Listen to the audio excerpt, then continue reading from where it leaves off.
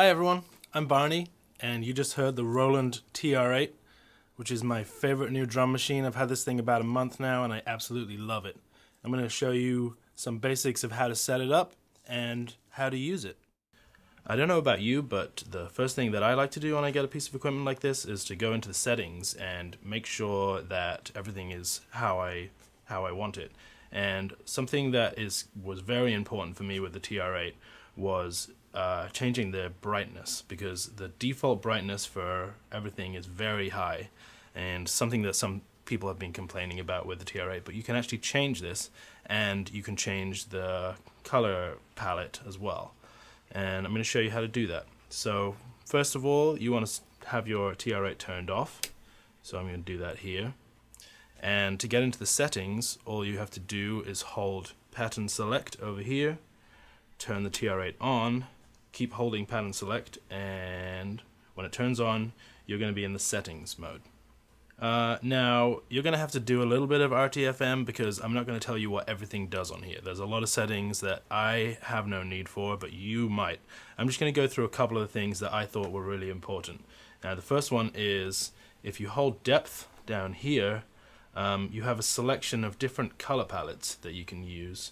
I'll pick one at random here, number 4, and start it up and show you. If you hit start stop in settings, it will go into the main mode. Okay, so this is the green color scheme, and I don't know how it looks on camera, but it's a little excessively bright. So what I like to do is use this second one here, which is a classic 808 color scheme with the lights dimmed slightly, and it's just a much more comfortable operating brightness. For me personally, maybe your mileage will vary. There's also a nice pink and purple color scheme, maybe you'll like those.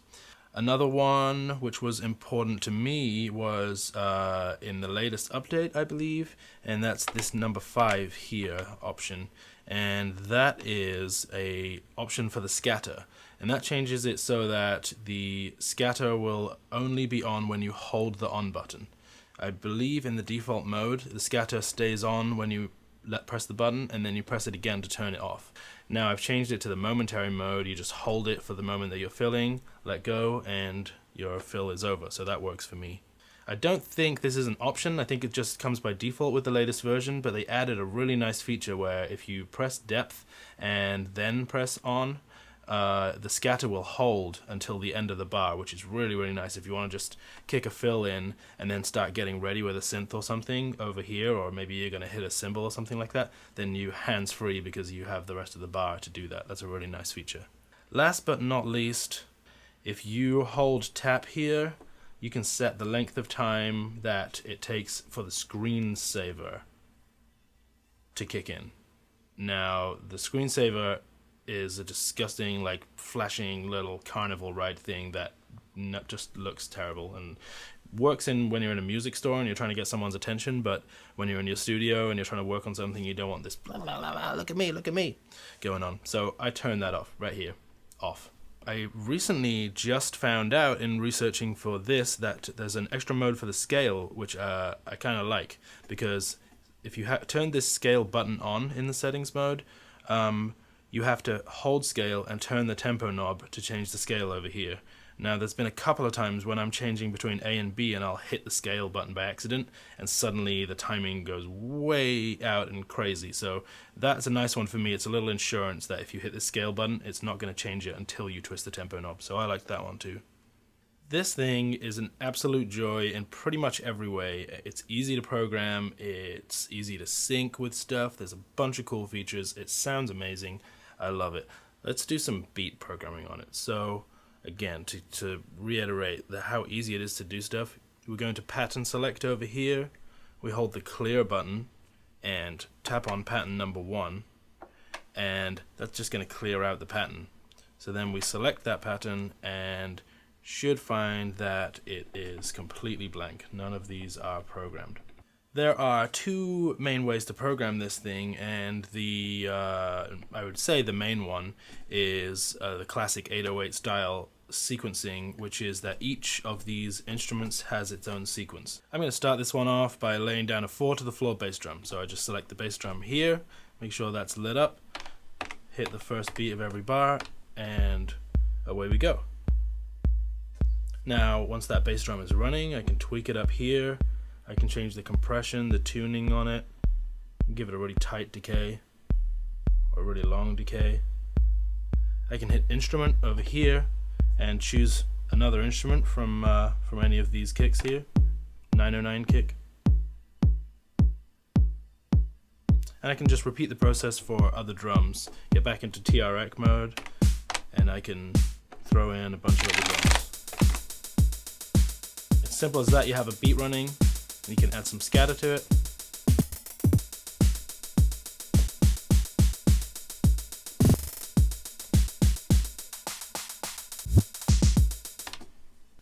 Another way that you can record on this is to live play your parts in. So I can just let my beat run like this, go down to instrument play here, and I can just use these buttons to try some different things out. Let's say I want to add some toms in there. I just have to switch to instrument record here, and it's going to record what I play into the sequencer. You hear those toms playing now. And of course, all of these sliders here are always live, so you can mix your beat on the fly. You can just break down to just the toms.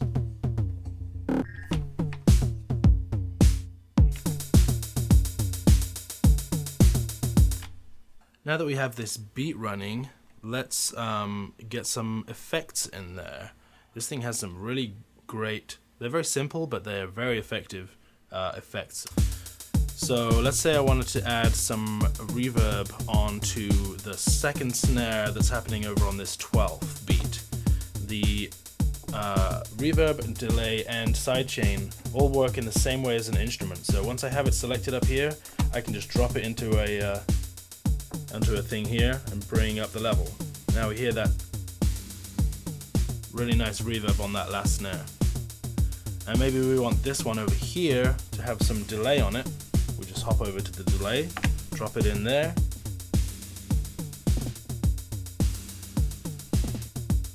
And you can also select different types of delay and reverb simply by going to your drum select here instrument, the same way you would change a snare or a bass drum. And you have different types of delays that you can use. And reverbs.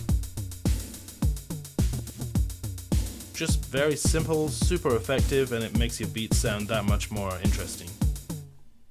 I've taken the effects back off now. I'm just going to show you quickly what the scatter does and how that works. It's pretty simple, pretty straightforward, a whole lot of fun, and it works pretty much like this.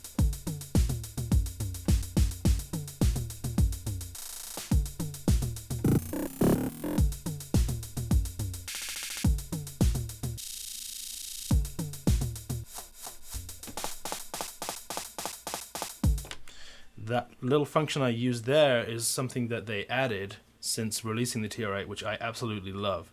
If you hold this depth button, then press the then turn the scatter on and let go, the scatter is going to run till the end of your bar. So you can set up a fill.